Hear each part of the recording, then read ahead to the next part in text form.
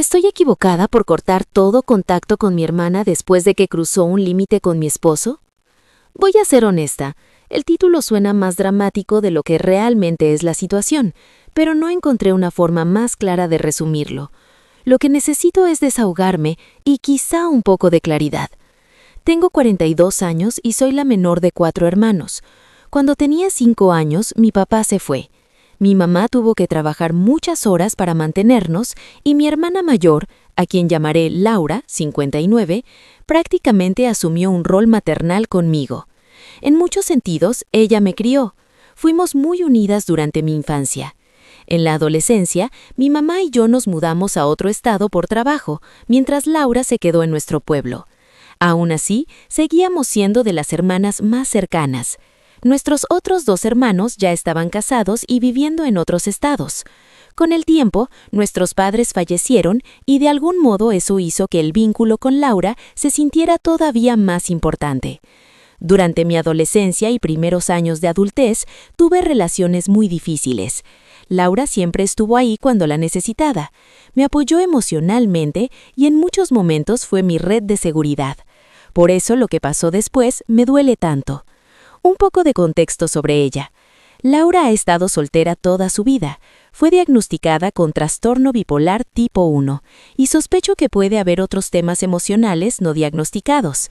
Es muy religiosa y siempre decía que se guardaba para el matrimonio. Siempre soñó con casarse y tener hijos.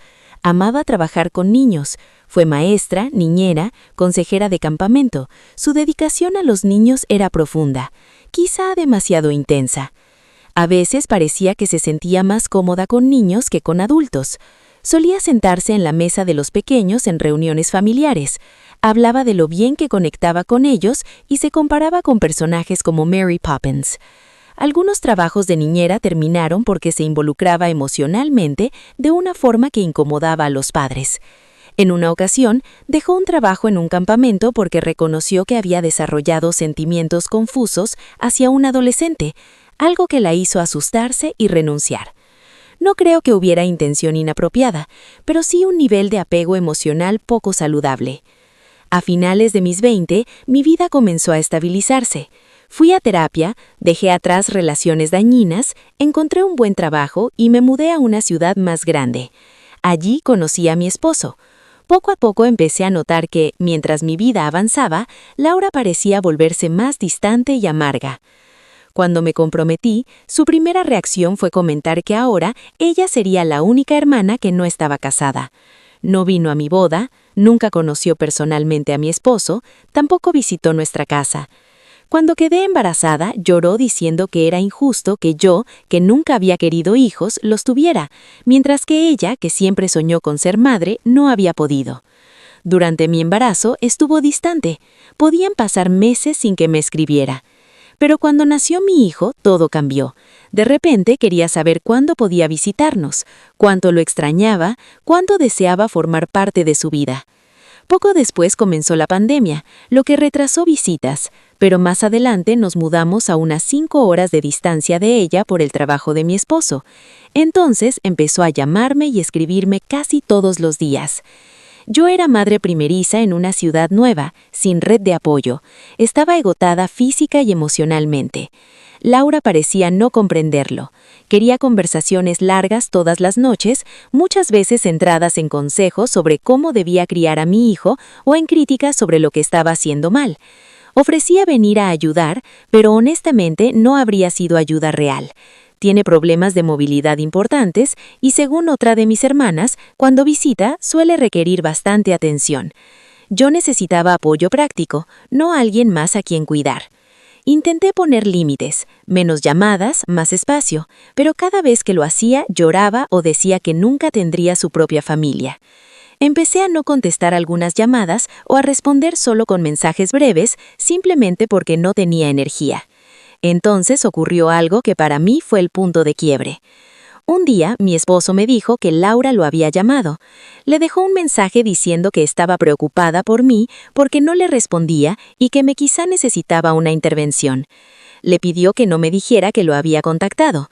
Mi esposo apenas había hablado con ella en 10 años de relación. Nunca habían tenido un vínculo cercano.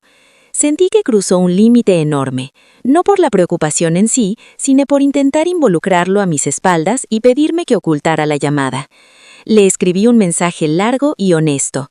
Le expliqué que me sentía agotada, que no estaba respetando mis límites y que hablar con mi esposo sin decirme era una traición. Le dije que necesitaba espacio y que yo la buscaría cuando estuviera lista. Nunca respondió. Han pasado 2 años sin contacto. Hace poco coincidimos en la boda de una sobrina. Fue la primera vez que la veía en persona en casi 15 años. Nos saludamos brevemente, pero no hablamos más. Cuando nos íbamos, mi esposo me comentó que ella lo había apartado un momento. Lloró y le dijo que no quería que él pensara que era una mala persona, que se sentía muy triste por todo. No se acercó a mí, no me pidió perdón directamente.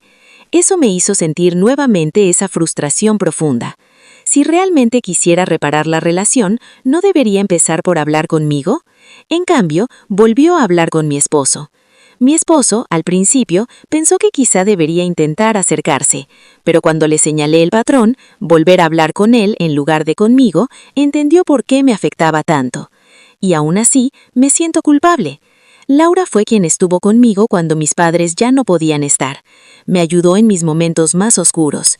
Parte de mí siente que le debo algo. También pienso en mi mamá y en lo que pensaría al vernos distanciadas. Pero otra parte de mí sabe que para mi salud mental necesito distancia. No puedo vivir sintiéndome responsable de sus emociones o caminando con cuidado para no activarle inseguridades. Tal vez algún día podamos hablar de nuevo. Tal vez no. Lo que me pregunto ahora es, ¿soy una mala persona si decido no retomar el contacto? ¿O simplemente estoy protegiendo mi paz?